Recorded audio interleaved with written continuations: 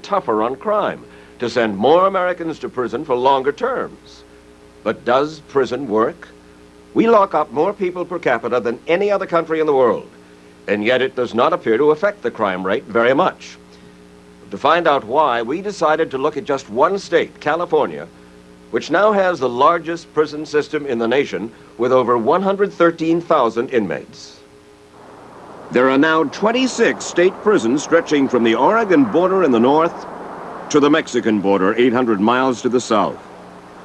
There are prisons in the mountains, prisons scattered through the fields of the San Joaquin Valley, including the largest women's penitentiary in the world, all part of the largest prison construction project in history. We've tried to build our way out of this crime thing, thinking that enough jail cells would do it and enough prison cells would do it. And the data shows it hasn't. Dr. Alan Kalmanoff is a consultant on corrections to prison systems around the nation, and he insists that California's prison building boom has been a disaster. We are simply building giant factories to make criminals. Crime rate hasn't changed. Look at the numbers. The prisons have exploded in size as an attempt to deal with what? Crime rate. Has the crime rate changed? No. Meanwhile, California continues building prisons. And still, California's prisons are the most overcrowded in the nation. Currently, they are running at 180% of capacity, and it's going to get worse. The total cost of all this construction, over $8 billion, or nearly $100,000 per cell. And how much does it cost to house and feed and keep an eye on all these inmates? The average annual price tag for each of these prisoners runs to $25,000. That's about the same as a year in a private college. And where does that money go? Over half, over $1 billion a year, goes to the guards who watch over the inmates. Remember, to get a tower to run 24 hours a day is $250,000 a year. It's very expensive. The man in the blue fedora is Don Novi. Novi is president of the powerful Prison Guards Union, which represents the state's 23,000 correctional officers. They do a tough, grubby, blue-collar law enforcement job. And I think they do a damn good job. And they're well paid for it. The average salary for a guard is now around $60,000 a year. Those salaries are a reflection of Don Novi's political clout, which comes from the millions that his union contributes to the state's politicians. Today, California's prison guards are the highest paid in the nation. They make 25% more than the state school teachers. We deserve every penny. We're here with these guys on a daily basis. These guys are committed felons, murderers, rapists, any kind of crime you can imagine. But most of these inmates, sunning themselves and pumping iron here, over half of them are in prison for non-violent crimes like drug possession and drug use, petty theft, burglary. So that $25,000 a year in tax money to keep a prisoner here, what does it buy? You hardly even get any type of program here. No program?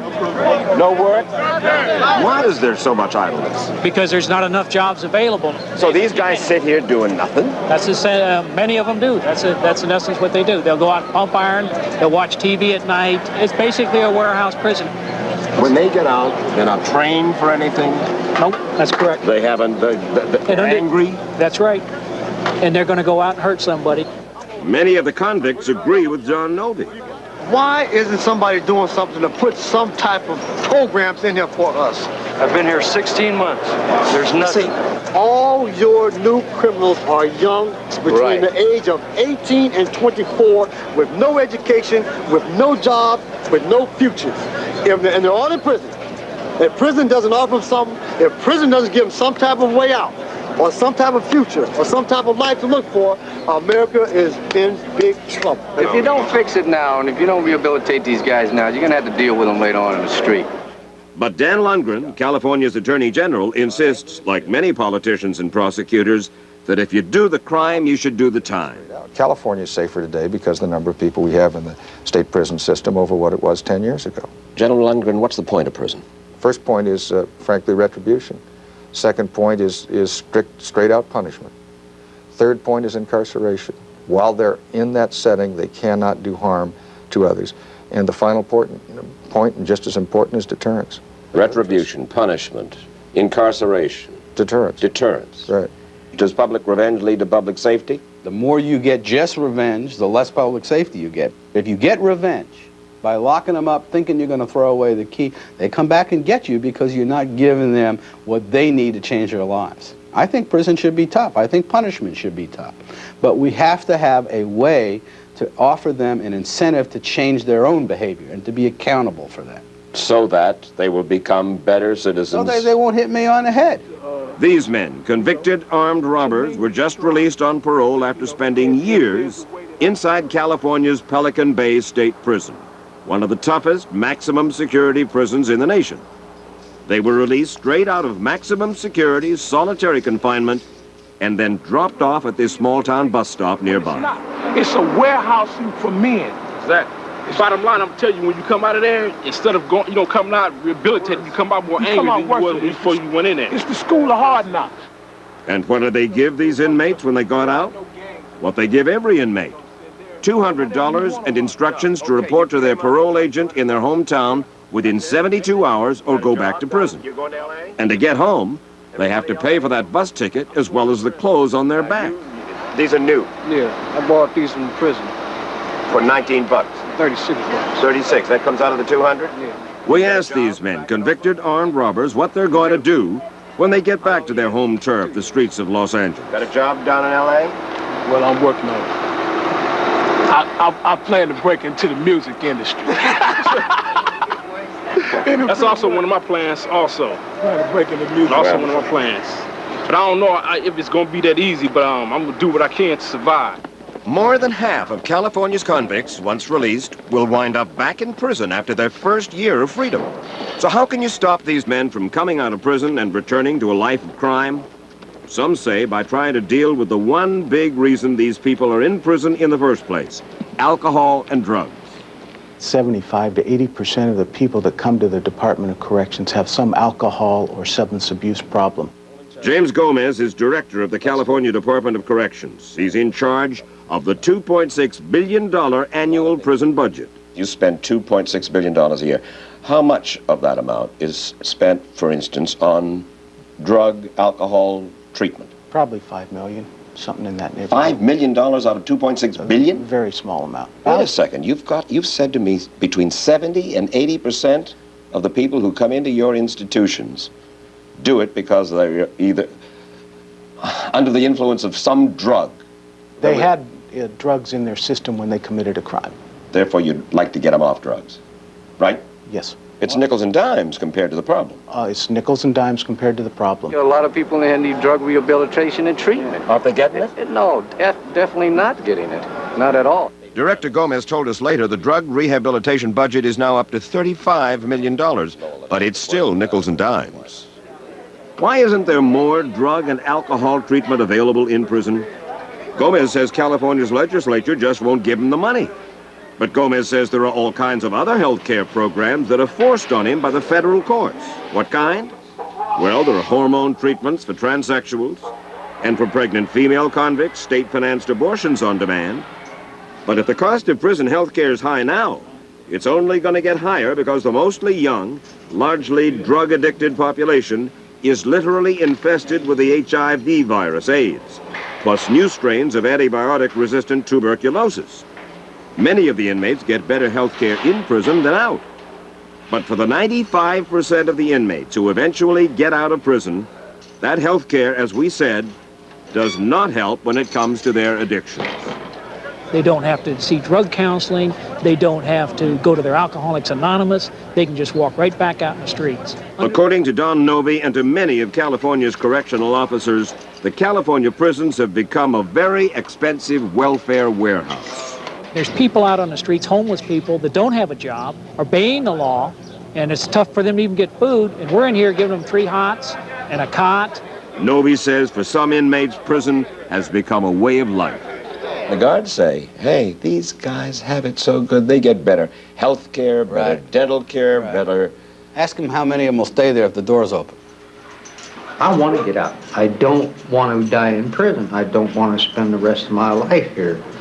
But by the same token, I don't want to go out there and not know where my next meal is going to come from, not know where I'm going to sleep. I don't have any idea what I'd do out there.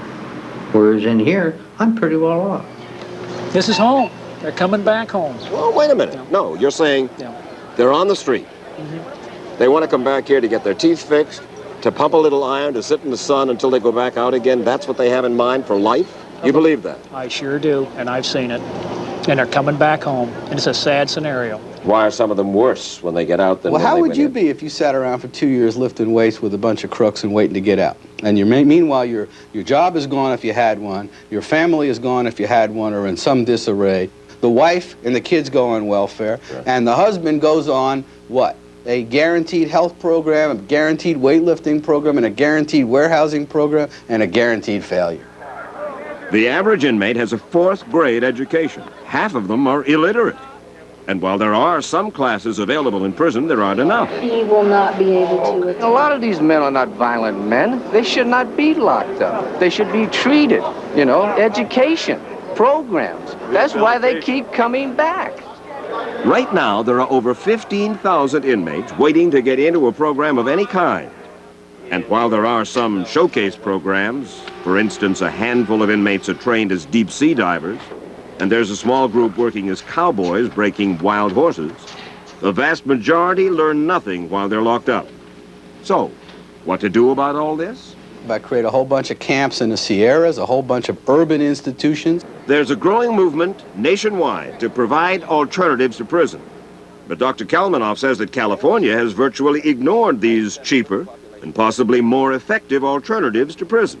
And I put everybody who wasn't a danger to themselves or others up in those camps working and let them earn their way back into community facilities, and I'd use maximum security only for people who were truly dangerous to themselves. Should there be more work camps in California instead of prisons? I would sure like to see it. Instead of us building gymnasiums for inmates, maybe we ought to be out building gymnasiums for the communities. If society would accept that, I think we'd have a great opportunity. Why wouldn't society accept that? Because your legislature won't make that move. It's all about, I've got to be tough on crime. All of those legislators fear more than anything else being accused of being soft on crime. Nobody wants that reputation. Willie Brown, a Democrat, is the powerful Speaker of the California State Assembly. We build more prisons, frankly, than we do classrooms. The quality of the prisons physically are better than the quality of the classrooms. Right. And Willie Brown says this year, like last year, while California has cut the budget for higher education, it has increased the prison budget. And Brown says the state legislature will pass more laws, over 100 are pending right now, to send more people to prison for longer terms. And the number of prisons goes up, but the crime rate does not go down. As a matter of fact, you would think someone is fertilizing the crime process in order to keep expanding the prison system. We will spend what is necessary to protect the people on the street. And if it takes more money to build more prisons, to have greater capacity, as we've done in the last decade, I'm willing to go out and fight for that. We don't have a program that's designed to work. We have a program that's designed to hold. The Clinton administration and the Congress appear to agree with the California legislature. The Senate has already approved spending over $3 billion on new maximum security penitentiaries around the country. And both houses are proposing tougher, longer sentences for a wider variety of crimes. It is expected that President Clinton will sign such legislation into law early next year.